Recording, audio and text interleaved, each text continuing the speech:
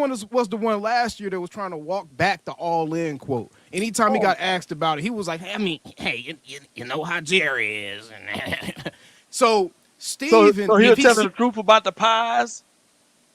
Yeah, apparently so, because they were being stingy with that pie law. They still got something put up in the freezer right now. They were being stingy with that pie. He was being for real with that. Pieces of the pie. Hold on. So you got to help me out, my Mississippi education. So Come on. try to tell me, AOC, you are the advocate, the new advocate for Stephen Jones. Come on, man. I'm straight from Happy Homes Paradise. I'm out here representing. Mercy, man. Hey, I'm out here representing. Well, what's going to happen here is that he's going to ruminate. He's going to do these type of long conversations. But if he don't fool around and roll them sleeves up and make those necessary adjustments on these contracts, then he's going to be selectively aggressive after the draft, not before the draft. Steven gonna get it done, Law. He gonna get it done. He gonna get it done, damn it. Steven is gonna get it done, Law. Wow. Now go ahead and break down your thoughts on this. Now we ain't gonna get not one superstar up in this joint. It ain't gonna be a superstar. It ain't gonna be an all-star. But it's gonna be somebody that can be a star in their role. And that's what he means by selectively aggressive. I think that he's going to isolate. I think he's going to isolate certain positions that they feel like would be better off trying to get better through free agency or via trades, that he's willing to go out there and get like a mid-level free agent. And by mid-level, I think somebody that's like maybe slightly above average. So something similar to it. I wouldn't be mad at that. I don't know what people are expecting with everybody. I would not be mad at an offseason similar to adding a Brandon Cooks, Stephon Gilmore level player on the defensive side of the ball, and then being able to just draft for actual best position available instead of just trying to fill a whole bunch of holes. I truly think that Stephen Jones been part of the problem, or mostly part of the problem, more than Jerry in the last 10 to 15 years. I don't know, man. I just think overall their plan's been flawed. I think it's hard to isolate it, bro. I mean, unless you're in the office with them and you really know who's making the decision on different things, it's really hard to isolate it. We got a super chat from Josh Blaze.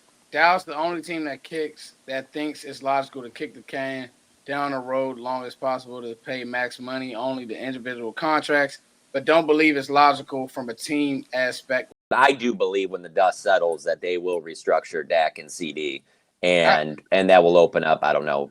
It won't be. It obviously won't be $100 million, but it'll get you to, I don't know, half that at least. I would think. Here's why I kind of got to be with AOC. I don't think Steven. People can say what they want about Stephen, fine, whatever, cool.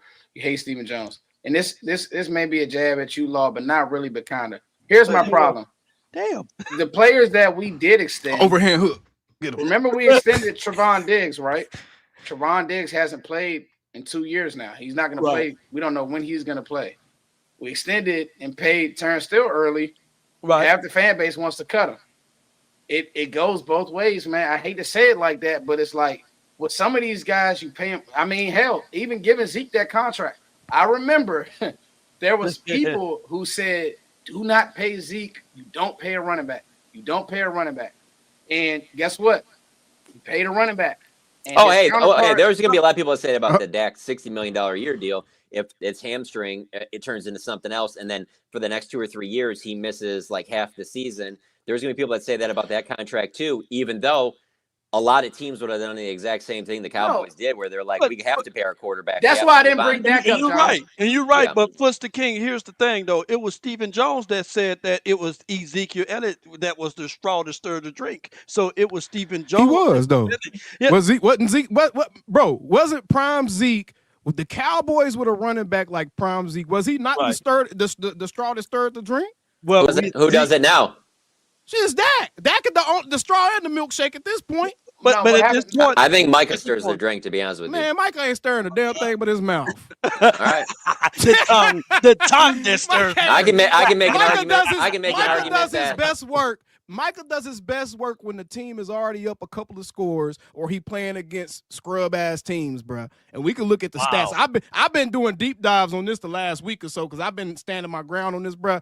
Go look at the stats, bro, and look at when Mike actually makes his biggest impacts in games. Go You don't look think at he it. impacts everybody else around him? He impacts He does, he games. does. I didn't say that. I didn't say that. yeah, I didn't yeah. say that. It's not an all or nothing statement. I'm Get him, saying, John. Get him, John. No, I'm saying Micah ain't stirring no damn drink, bro. Micah Parsons is the number one reason that they won 12 games in a row, 3 years in a row. If Micah was stirring a drink, then No, Dak would be allowed to John. have a bad game. That's BS that just came out your mouth. If Micah was bullshit. stirring a drink, Dak would be allowed to have a bad game. Time out. without Yeah, us I getting gotta our gotta asses agree with kicked, AOC. bruh. I got. Straight Yeah, I up. give you that a little bit, yeah. I'm Straight agreeing up. with Hell John. no. I'm agreeing I'm with a John on hell AOC. no. I'm Hold a on, AOC. hold on, hold Hell on. no. Let's everybody go. Let's everybody go. Let's Go, go. Law. Let's Go, go. Law. I like this. Well, 2021 we played against the Chargers, or was it 2021 or 2022? I quite vividly remember it was 2021 that it was the guy Parsons that forced those turnovers on the young guy. You know, what's his name? Herbert. And then we win that game. Wasn't Dak battling the Chargers in that game? Yeah, Hold on. but Wasn't Dak balling? Name a But they got game. to the Name 10-yard a line. game They where got to the Dak 10-yard didn't have line. to be. Name a game where Dak didn't have to be Pro Bowl or All Pro to win that game, and the defense carried them. You could probably name about 2 or 3 of them games, bro. The whole time that dude been here, he ain't stirring no damn drink, bro. He's chocolate syrup. He makes the drink better. He makes the drink better. Go ahead, Foots. This is great. I'm glad this is gonna carry us the next 15 minutes for sure. This is where I'm with AOC here. It's when Zeke was here, he was such a. You guys got to go look at his game logs. You could give Zeke the ball 25 times a game, and the dude would not. Damn, I chased John off. The dude, let me. Now he in that hotel Wi-Fi. Yeah, the dude would not, absolutely positively not wear down, right? Right. He wouldn't wear down. I think for me, right, the issue with not having a running back is that what AOC said. We've asked Dak to be perfect, and if he's not, he's gonna get the blame because he's the quarterback when he shouldn't. Right. Green Bay game, the defense was awful. You could put that on Micah, you could put that on Dan Quinn, but we can't say Micah could take over a game. And he was getting reached. He did his best, but he didn't do like none of them, bro. They couldn't stop the run, they couldn't rush the passer. That game, we got 40 put on our head. Man, I need John taking this medicine, man. I need John taking this medicine. You done ran good company off, bro. No. But equally, I call him Micah Prescott because we know that with Micah Prescott, man, because in order for him to get off, we need someone else to stand tall too, you know. And it's just been him. There's no interior threat.